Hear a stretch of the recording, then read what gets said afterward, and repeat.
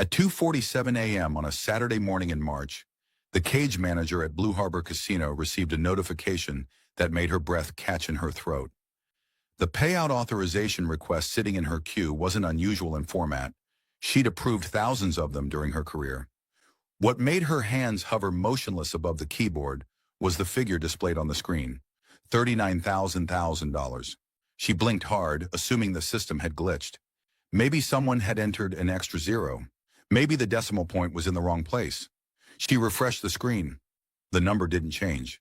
Within minutes, her terminal was surrounded by 3 shift supervisors, a security director, and the on-call casino manager who'd been woken up at home and told to get there immediately. They pulled up the player profile, reviewed the transaction history, cross-referenced the account against every database they had access to. Someone suggested calling legal. Someone else suggested calling the Gaming Commission first. The security director pulled surveillance footage while compliance started building a timeline of every bet, every session, every interaction this player had ever had with their property. They were looking for something, anything that would justify holding the payout. A rule violation, a device, collusion, advantage play, software exploitation, dealer error, anything that would allow them to say, "We need more time to investigate." They found nothing. Every bet was documented. Every game played according to posted regulations. Every transaction processed through official channels. No suspicious patterns. No automated alerts. No red flags anywhere in the entire history. At 4:13 a.m., after nearly 90 minutes of review, the casino manager authorized the payout. $39,000 cleared. The winner wasn't a high roller who'd been flying in on private jets and getting comped luxury suites. He wasn't a professional gambler who'd been flagged and tracked across multiple properties. He wasn't a tech expert who'd found a flaw in their systems or a card-counting team operating with precision coordination. He was a 31-year-old dishwasher named Miguel Alvarez, who 6 hours earlier had been elbow-deep in industrial sinks, scrubbing pots and plates during the dinner rush at a downtown restaurant. And when the cage manager finally processed the paperwork and authorized the wire transfer, Miguel was standing at the counter in the same clothes he'd worn during his shift. Black work pants, a faded gray t-shirt, and non-slip kitchen shoes that still had water stains on them. He looked exhausted. Not from winning, from living. The cage manager slid the receipt across the counter. Miguel picked it up, folded it carefully, and put it in his pocket. "Congratulations," she said, "because protocol required it." Miguel nodded once. "Thank you." Then he walked toward the exit, pushed through the glass doors, and stepped into the parking lot where his 15-year-old Honda Civic sat under a flickering light pole. He sat in the driver's seat for a long time, staring at nothing, hands resting on the steering wheel. Then he started the engine and drove home. Before we continue, don't forget to like and subscribe, and hit hype to boost this episode. Drop your city or country in the comments. I'm always curious where viewers are watching from.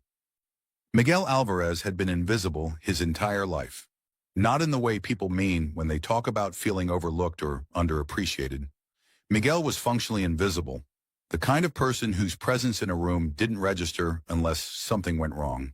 He worked in the back of restaurants where customers never saw him.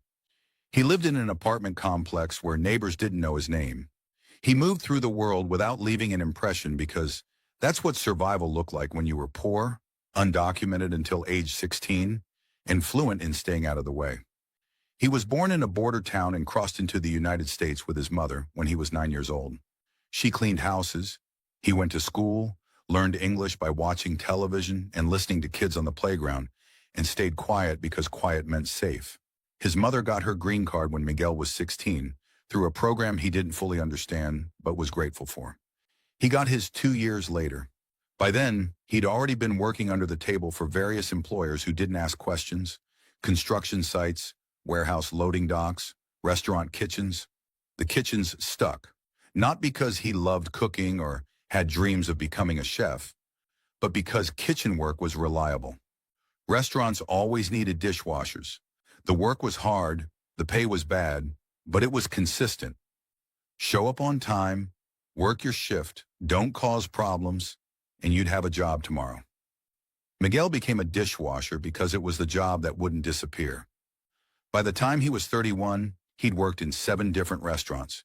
The current one, a mid-tier establishment downtown that served overpriced steaks to business clients and tourists, had employed him for 4 years. Longest he'd ever stayed anywhere. He worked nights and weekends, the hours nobody wanted, 11 p.m. to 7 a.m. on Thursdays and Fridays, covering the late dinner rush and the closing cleanup. 6 p.m. to 2 a.m. on Saturdays, handling the weekend crowd. Sometimes he'd pick up extra shifts when other people called out sick or quit without notice. The work was brutal. Stand for 8 hours in a hot, humid space, scrubbing pots and plates and pans while the cooks yelled at each other and the servers complained about tips. His hands were constantly dry and cracked from detergent. His back ached permanently. He came home smelling like grease and bleach no matter how long he showered. The pay was $14.50 an hour, no benefits, no paid time off, no health insurance. He lived paycheck to paycheck in a studio apartment 20 minutes from the restaurant. Paid rent, utilities, groceries, phone bill, car insurance. Whatever was left, usually about $40 or $50, went into a coffee can he kept in his closet. His emergency fund. The cushion that kept him from being homeless if the car broke down or he got sick and couldn't work. Miguel had no illusions about his life. He wasn't going to get promoted, wasn't going to find a better job without credentials he couldn't afford to get, wasn't going to escape the cycle of low-wage labor that trapped people like him. He'd accepted it, but accepting didn't mean he'd stop thinking. Miguel's superpower, if you could call it that, was patience. Not the motivational poster kind that people talk about when they mean perseverance or hope. Real patience. The ability to endure monotony without losing focus. To repeat the same action thousands of times without cutting corners. To stay disciplined when discipline served no immediate purpose. It came from the kitchen. In a restaurant, timing is everything. Dinner service is a controlled crisis. Hundreds of orders moving through the system simultaneously, each one requiring precise coordination between stations. If you rush, you make mistakes. If you lose focus, orders back up. If you break routine, chaos spreads. Miguel learned to operate within that chaos by becoming a fixed point. He didn't speed up when things got hectic, didn't slow down when they got quiet. He worked at exactly the same pace regardless of external pressure. Steady, reliable, boring. The cooks appreciated it, even if they never said so. When Miguel was on shift, clean pots appeared when they were needed. Plates came back from the dish pit in predictable cycles. The system flowed. When he wasn't on shift, things got messy. Miguel also learned something else from kitchen work. Most mistakes happen because people abandon routines when they're tired, stressed, or emotional. A cook who's been working 12 hours starts skipping steps. A server who's had a bad night stops checking orders carefully. People cut corners. People lose discipline. And that's when things fall apart. Miguel never cut corners. Not because he was naturally disciplined or had extraordinary willpower, but because he'd learned early that survival depended on routine. If you paid rent 2 days late, you got evicted. If you missed work without calling, you got fired. If you let exhaustion make decisions for you, you ended up homeless. So Miguel built his life around routines that eliminated the need for willpower. He went to bed at the same time, woke up at the same time, ate the same meals, followed the same schedule, removed variables, made as few decisions as possible. It kept him alive. It kept him employed. And eventually it would make him rich. Miguel's first time inside Blue Harbor Casino was accidental. He'd gotten off work at 2 a.m. on a Saturday, exhausted and hungry, and realized he'd forgotten to buy groceries earlier that day. The only places open at that hour were gas stations and the 24-hour diner attached to the casino. He'd driven there, parked in the massive lot, and walked through the casino floor to reach the restaurant entrance. The space overwhelmed him at first. Noise, lights, crowds of people even at 2 in the morning, slot machines ringing, dealers calling out cards, music playing from speakers he couldn't locate. Everything designed to keep you disoriented, alert, engaged. But as he walked through, something shifted in his perception. He started seeing patterns. The layout wasn't random, it was engineered. High-traffic games near the entrance to draw people in.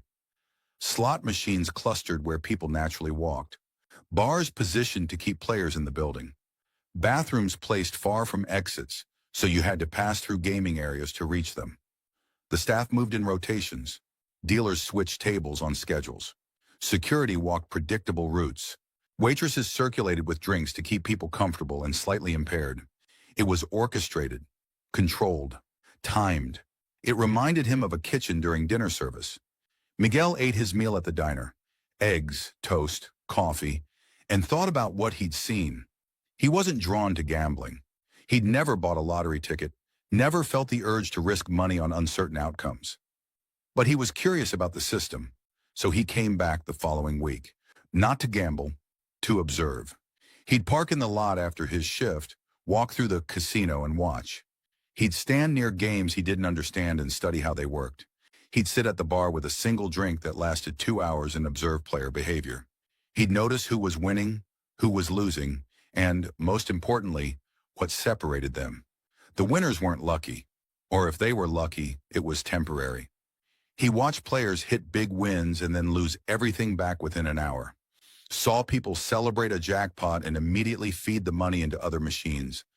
Watched someone double their bankroll and keep playing until they went broke. The pattern was obvious. People won sometimes, but they couldn't walk away. The casino didn't need to cheat.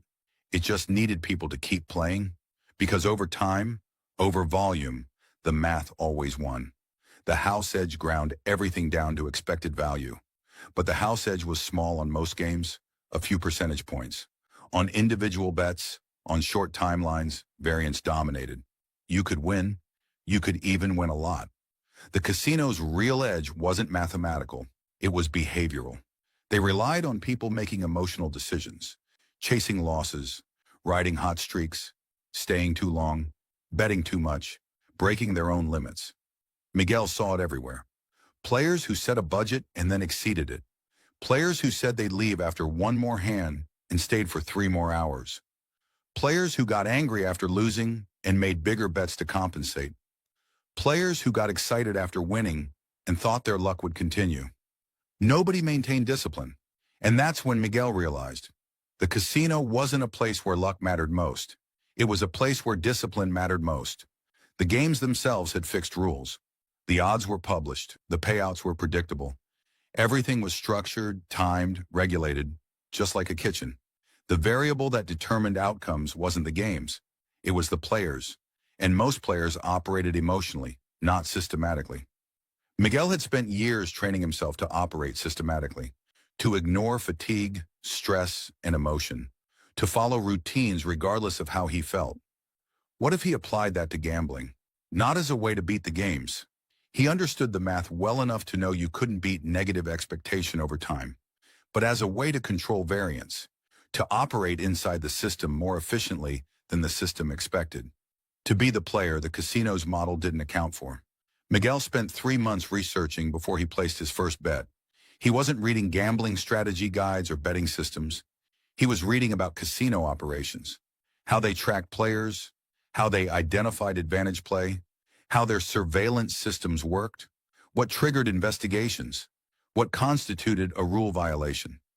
He read regulatory documents from the State Gaming Commission, studied the posted rules for every game Blue Harbor offered, reviewed the terms and conditions on player cards and promotional materials.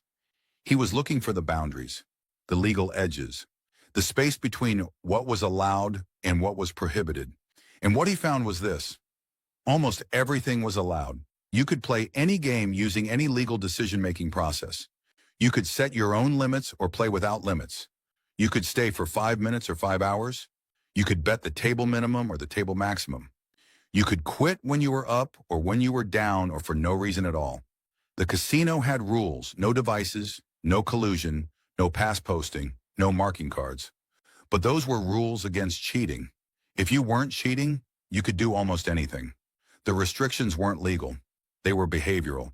Casinos expected players to chase losses so they'd keep playing after losing, ride winning streaks so they'd give winnings back, make impulsive decisions so they'd bet more than planned, stay too long so variance could work against them, play while impaired, alcohol, fatigue, emotion, abandon limits because limits feel arbitrary in the moment. The entire business model depended on players behaving this way. But what if someone didn't? What if someone treated gambling exactly like a job, showed up on a schedule, worked a fixed shift, followed predetermined rules, never improvised, never made emotional decisions, clocked out regardless of outcomes? The casino couldn't stop that. It was all legal. Miguel realized he'd found the gap. Not in the games. In the assumptions about who plays them. Casinos defended against people trying to beat the games through skill or deception. They watched for card counters and pass posters and collusion rings and device users. They had protocols for all of it. But they had no defense against someone who simply maintained perfect discipline. Because perfect discipline was supposed to be impossible for casual players. That's what the research said. That's what the behavioral models assumed. People can't sustain discipline in environments designed to undermine it. Except Miguel had been sustaining discipline in hostile environments his entire life, working 12-hour shifts when he was exhausted, paying rent when he wanted to buy food, staying silent when he wanted to speak, following routines when every instinct said to break them. The casino was loud and disorienting and deliberately designed to make thinking difficult. The kitchen was loud and disorienting and deliberately chaotic. He'd already solved this problem. Miguel started building his framework. Not a betting system. Those were mathematically useless. An operational protocol. Rules he would follow regardless of outcomes. Fixed session length. 4 hours. Not flexible. Not until I lose X or until I win Y. 4 hours, then leave. No exceptions. Fixed bankroll. $2,000 per session. Money he'd saved specifically for this purpose. Money he could afford to lose. No bringing more money if he lost it. No risking money he needed for rent or food or emergencies. Fixed bet sizing, calculated based on his bankroll, and the session length to ensure he could play for 4 hours regardless of variance. No increasing bets after wins. No chasing losses with bigger bets. The same amount every time. Fixed schedule, only play when he'd had adequate sleep and wasn't working the next day. Never play tired, never play emotional, never play impaired. Fixed game selection. He chose a game after extensive research, one with a low house edge, clear rules, and mechanical decision-making that minimized judgment calls. Fixed exit rules. When the timer hit 4 hours, he stopped. Mid-hand if necessary. Didn't matter if he was up or down. Didn't matter if he felt lucky or unlucky. 4 hours, then leave. No improvisation, no adjustments, no exceptions. It was boring. It was supposed to be boring. Boring meant systematic. Systematic meant sustainable. And sustainable meant he could play the long game. Because Miguel understood something most gamblers didn't. The casino's edge was small enough that variance mattered more in the short term. You could get lucky. You could go on runs where you won more than expected. The casino knew this. That's why they didn't panic when individual players won big. They knew most players would give it back. But what if you didn't give it back? What if you won during a lucky variance swing and then stopped, and then came back later and played the same disciplined way and waited for another lucky swing? Over and over and over for months or years, always maintaining perfect discipline, never chasing, never giving wins back. The math said you'd eventually lose. Negative expectation always won over infinite time. But infinite time was theoretical. In practice, variance dominated over realistic timescales. And if you controlled exposure, capped losses, and locked in gains during positive variance runs, you could operate inside the noise floor of the casino's statistical models. You'd look like a lucky player. Unusual, maybe, but not impossible. And more importantly, not illegal. Miguel was ready to test it. Miguel's first session at Blue Harbor Casino lasted exactly 4 hours. He arrived at midnight on a Thursday after finishing his shift and going home to shower and change into clean clothes. He brought $2,000 in cash, money saved over 6 months from the coffee can in his closet, money that represented a substantial portion of his emergency fund but wouldn't destroy him if lost. He'd chosen his game carefully through weeks of research, a table game with published odds, clear decision rules, and a house edge low enough that short-term variance could swing either direction.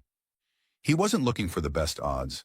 Several games had comparable edges, but for the right combination of pace, decision clarity, and variance profile. He needed a game where he could execute his protocol mechanically, without judgment calls that introduced error.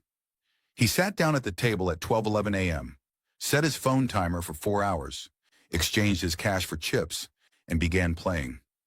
Every decision followed the protocol he'd established. No deviations, no intuition, no hunches.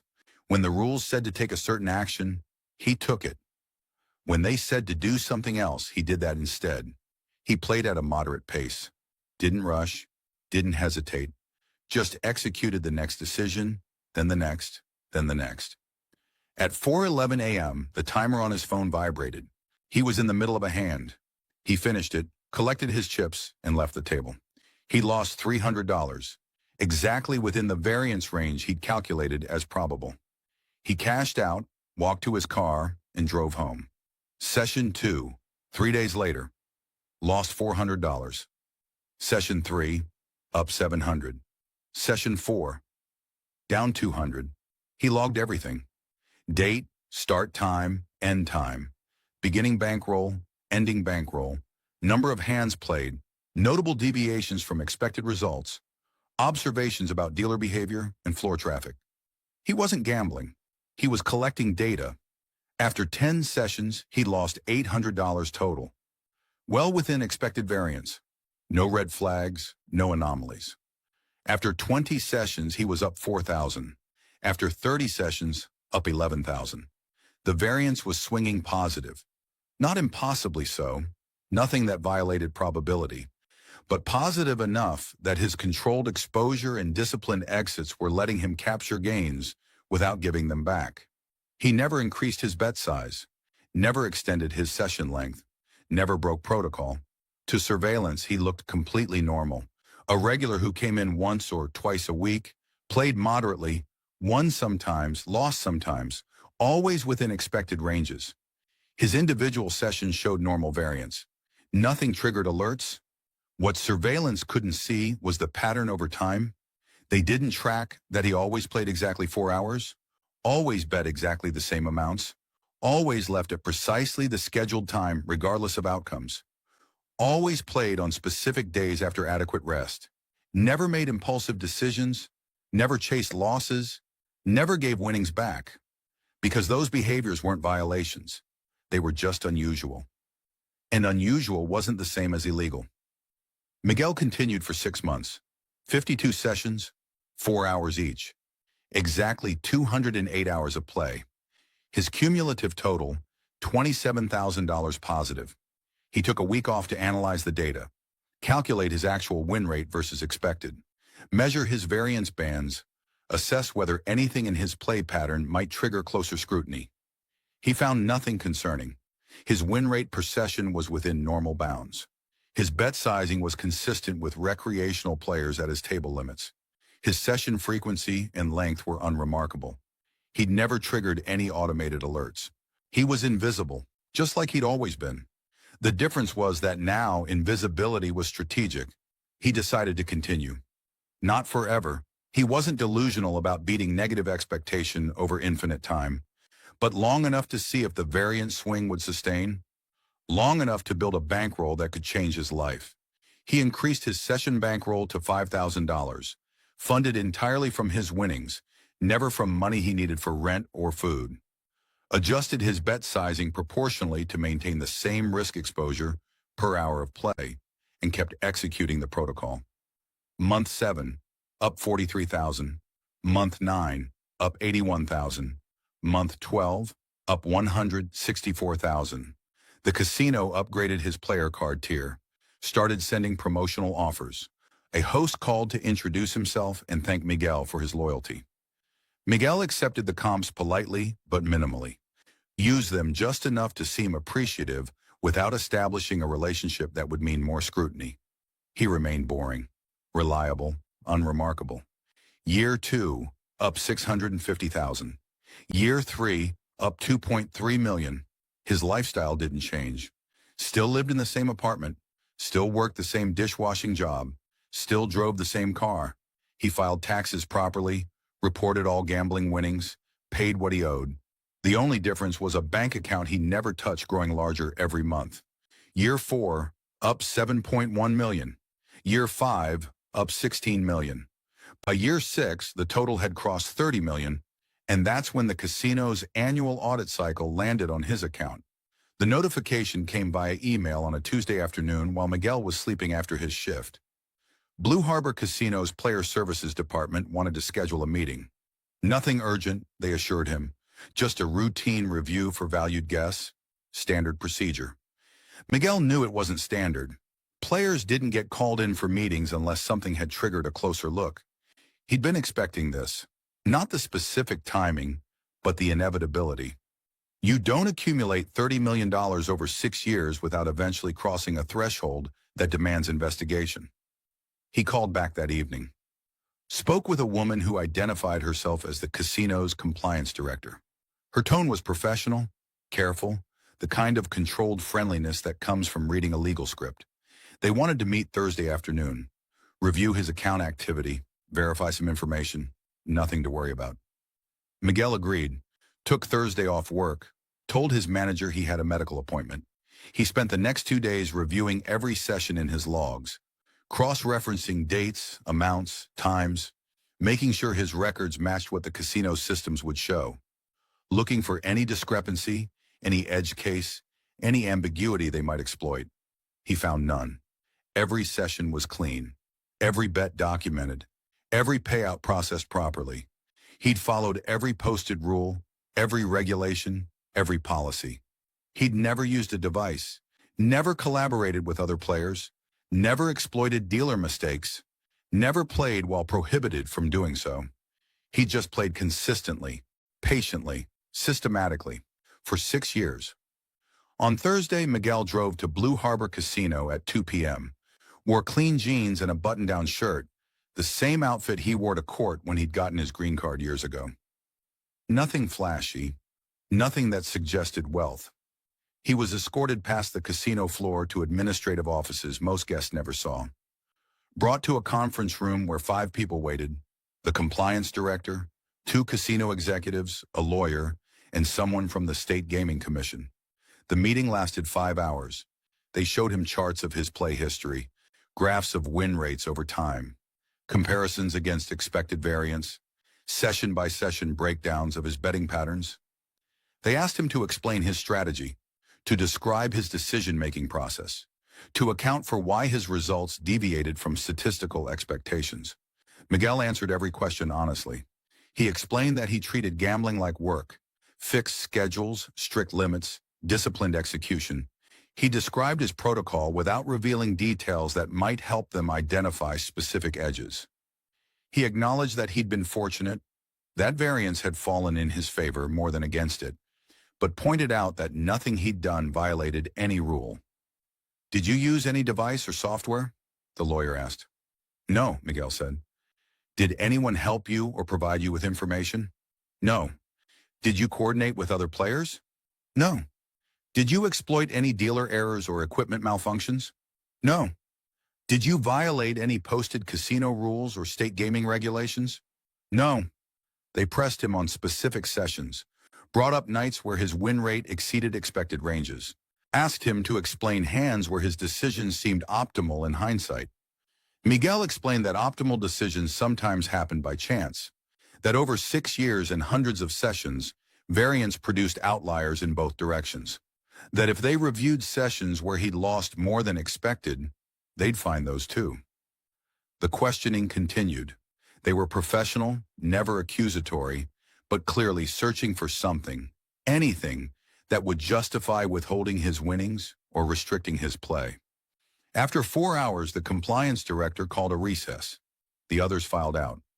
Miguel sat alone in the conference room, drinking water from a plastic cup, wondering if this was where 6 years of work ended, not because he'd broken rules, but because the casino simply refused to accept the results. The compliance director returned 20 minutes later, sat across from him. Her expression was difficult to read. "Mr. Alvarez," she said, "I'll be direct with you. Your account is statistically extraordinary. Your win rate, sustained over this length of time and volume of play, falls outside normal variance by a significant margin. If we didn't have complete documentation of every session, every bet, every payout, we'd be convinced you were using some form of advantage play that violates our policies." She paused. "But we do have complete documentation. We've reviewed all of it, multiple times. We've analyzed your betting patterns, examined surveillance footage, interviewed dealers who've worked your tables. We've looked for devices, for collusion, for any indication of prohibited activity." Another pause. "We haven't found anything." Miguel waited. "You played our games according to posted rules. You made decisions within the parameters of allowed play. You won. It's highly unusual, but it's not illegal. It's not even against our policies." She slid a document across the table. "This is a payout authorization form. It acknowledges that you've received your full winnings and have no further claims against Blue Harbor Casino. Given the amount, we'll process payment through structured transfers over 90 days, which is standard for anything exceeding 10 million. Unless you'd prefer to arrange a lump sum wire transfer through our banking partners, which requires additional verification." Miguel read the document carefully.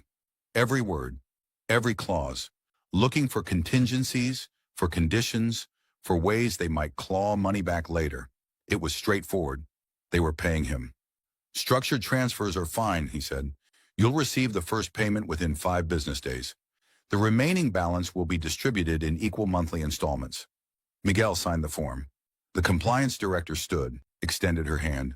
Miguel shook it. "You're welcome to continue playing at Blue Harbor, Mr. Alvarez. This isn't a ban or a restriction. You beat us fairly. We respect that." Then she added, "Though I'll be honest, I hope you don't come back." Miguel understood. "I won't," he said. The first payment arrived 6 days later. $13 million, wired directly into the bank account Miguel had opened specifically for gambling winnings. He sat at his kitchen table at 4 a.m., laptop open, staring at the balance displayed on the screen. It didn't feel real. Not because of the amount. He'd known the number for months, had mentally prepared for it. But because of what it represented. Freedom, not from work, though that was part of it. Freedom from the constant low-grade terror of being one emergency away from homelessness. From wondering if his car would start every morning. From calculating whether he could afford both groceries and rent. From the grinding awareness that no matter how hard he worked, he'd never get ahead, never have security, never have options.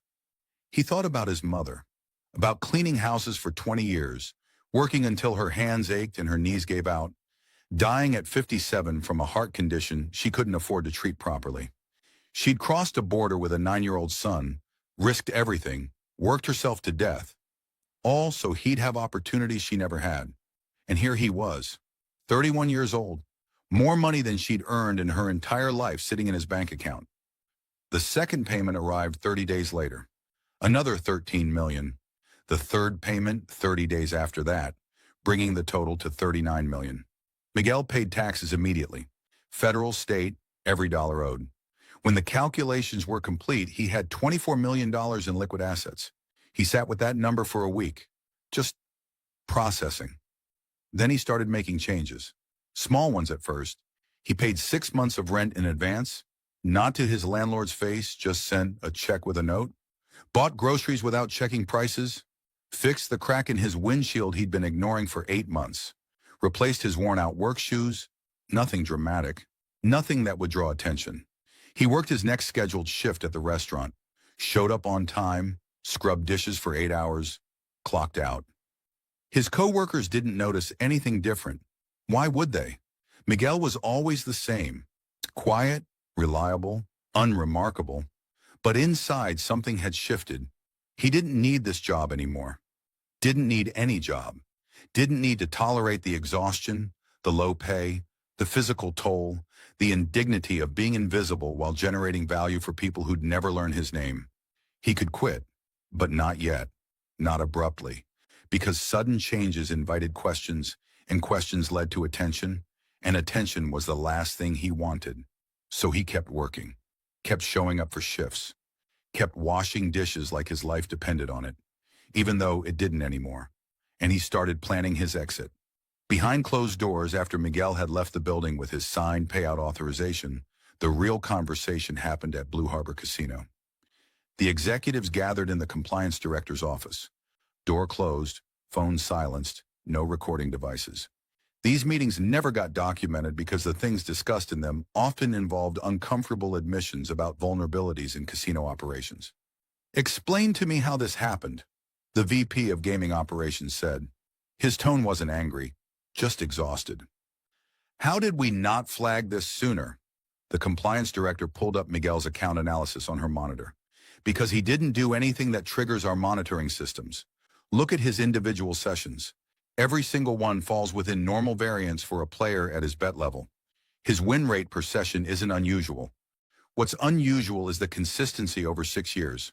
So he's a statistical anomaly. Extreme anomaly. The probability of sustaining his win rate over this volume of play is astronomically low. But low probability isn't zero probability. And more critically, it's not evidence of cheating." The lawyer leaned forward.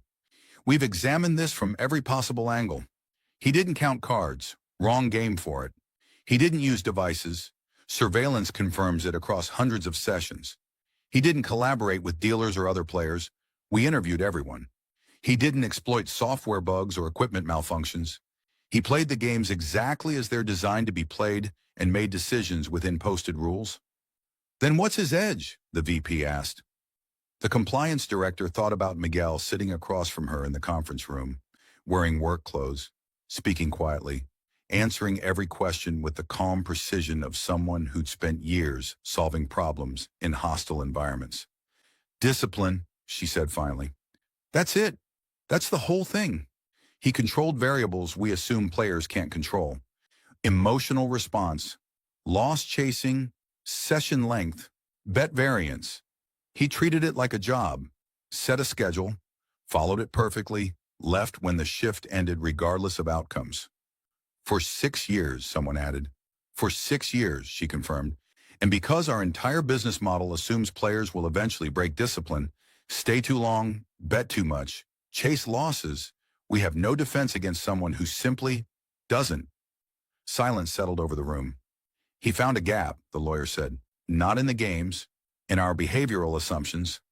The VP rubbed his face. "Can we change the rules to prevent this?"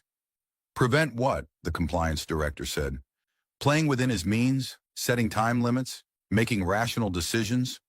We'd have to ban disciplined play, which is legally indefensible," the lawyer finished. "It would invite regulatory scrutiny we absolutely cannot afford. The Gaming Commission already reviewed the case. If we try to deny this payout or implement retroactive rule changes, we're asking for an investigation into whether we're operating fairly." "So we just pay him?" "We pay him," the lawyer confirmed. "All of it, on schedule. And we update our monitoring protocols to flag sustained consistency patterns earlier so we can limit players like him before accumulation reaches this level." "How do we limit him?" the VP asked. "He hasn't violated anything." "We don't need violations to restrict play," the compliance director said. "We can reduce table limits, limit session lengths, decrease his comp value, make the experience less rewarding. We can't ban him without cause, but we can make it not worth his time." "Do we need to?" "He said he's not coming back." The compliance director looked at Miguel's player profile one last time. 6 years of data, $39 million extracted from their property through nothing but patience and discipline. "No," she said. "We don't need to. He's done. He proved what he wanted to prove." "Which was?" She remembered his face when she'd asked what he planned to do with the money.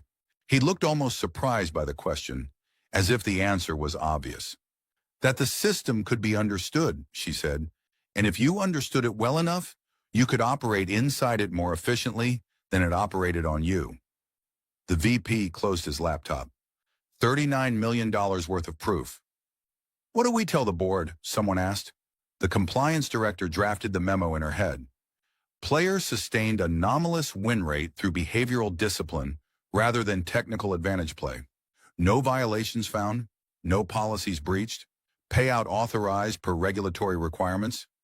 Recommend protocol updates to flag consistency outliers earlier. We tell them it was a learning opportunity," she said, "and that we've implemented safeguards." Nobody mentioned that the safeguards were mostly theatrical, because the truth was, Players like Miguel were so statistically rare that defending against them cost more than paying them. The casino made billions from players who chased losses, played drunk, made emotional decisions, stayed too long, bet too much. Building defenses against the one person in millions who treated gambling like a manufacturing optimization problem would require fundamentally restructuring their business model. It was cheaper to just pay him, which is exactly what they did.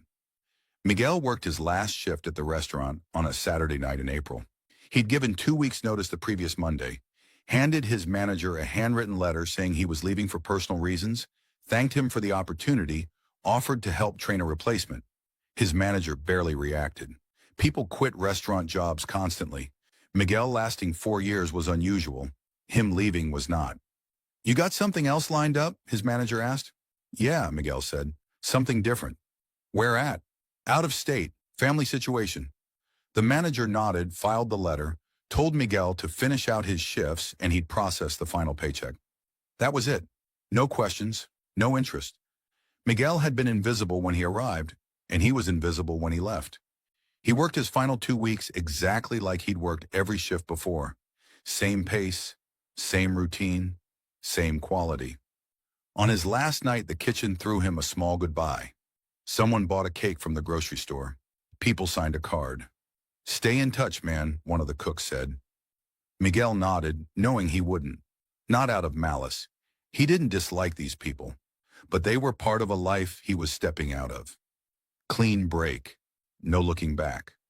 He clocked out for the last time at 2:17 a.m., turned in his apron, walked through the kitchen where he'd spent thousands of hours scrubbing dishes, while his back ached and his hands cracked and his mind counted down the minutes until his shift ended. The door closed behind him. He stood in the parking lot for a moment, breathing night air that smelled like grease and garbage from the dumpsters. Then he got in his car and drove home. Miguel never returned to Blue Harbor Casino. Not because he was banned. He wasn't. The compliance director had been sincere about that, but because he didn't need to anymore. He'd proven what he set out to prove. Extracted value from a system designed to extract value from people like him. Turned patience into profit through nothing but discipline. Going back would be redundant. Instead, Miguel did what he'd never had the option to do. Nothing in particular. He moved out of his studio apartment into a modest 2-bedroom house in a quiet neighborhood. Nothing extravagant, just a place with a yard, good light, space to breathe. He bought a reliable car, not flashy, just something that would start every morning without drama. He paid off his mother's burial expenses retroactively, then made anonymous donations to the immigrant advocacy organizations that had helped his family years ago. He set up a trust fund for his younger cousins, the ones still in school, still figuring out how to survive. College money, emergency funds, the kind of safety net he'd never had. He took time to exist without obligation, slept when he was tired, ate when he was hungry, walked through neighborhoods without watching the clock, sat in parks and read books he'd never had time for. People who'd known him from the restaurant didn't know what had happened. Some assumed he'd moved. Some thought maybe he'd gotten deported. That happened to people in their world. Nobody pressed. Nobody knew to ask. Miguel thought about documenting what he'd done, writing it down, maybe sharing it. But he decided against it. What he'd accomplished wasn't replicable. It required a specific combination of discipline, patience, circumstances, and variance that most people couldn't duplicate even if they understood the framework. Teaching someone the protocol wouldn't give them the ability to execute it perfectly for 6 years. And even if they had that ability, the window was closing. Blue Harbor and every other casino would update their monitoring systems. They'd flag consistency patterns earlier. They'd limit players before accumulation reached problematic levels. The gap would close. Miguel had been first, probably only, and that was fine. He hadn't done it to revolutionize gambling or expose casinos or become famous. He'd done it because he saw a system, understood it, and wanted to prove he could operate inside it more efficiently than it operated on him.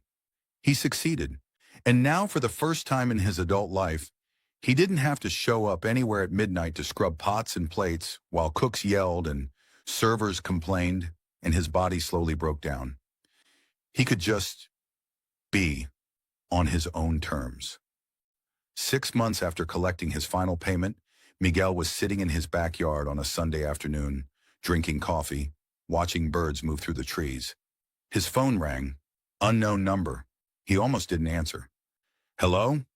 Mr. Alvarez?" A woman's voice. Professional. Careful. "This is Stephanie Chen from Blue Harbor Casino.